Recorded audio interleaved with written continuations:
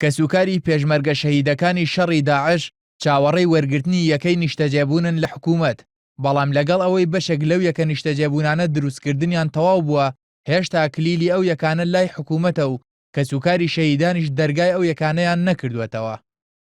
یەکە نیشتەجێبوونەکان هەندێکی تەواو بووە لە ئامادەیە کە ڕادەستی وەزارەتی شەهیدان بکرێت.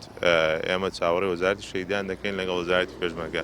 تا ئێستا وەزاری شەهیدان لیستی کۆتایی پاکتاوی ناوی شەهیدەکان نەهاتووە بۆ وەزارەتی شەهیدان تا ئەوانیش ناوەکان ڕادەستی ئێمە بکەن و ئێمە ژێرکانیان تەسلیم بکەین.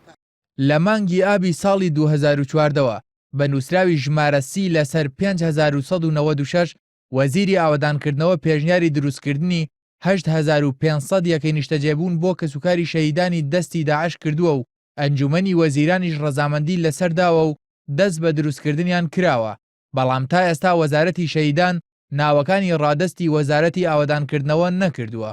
لیستی شەهیدانی دەستی تیرۆریستانی دەوڵەتی ئیسلامی بەجیا ناردومانە، ئەوانەی لای خۆمان تۆمار کراوە و لیستێکی تریشمان ناردووە هی شەهیدانی سەنگەر و شەهیدانی جینۆساید. چاوەڕێ ئەوەین ئیشەڵا لە ماوەی نزیکا وەڵاممان بنەوە.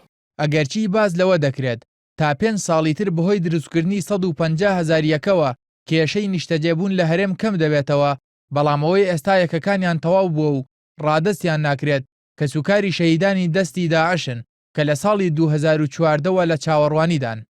کارزان تارق NRT سلێمانی.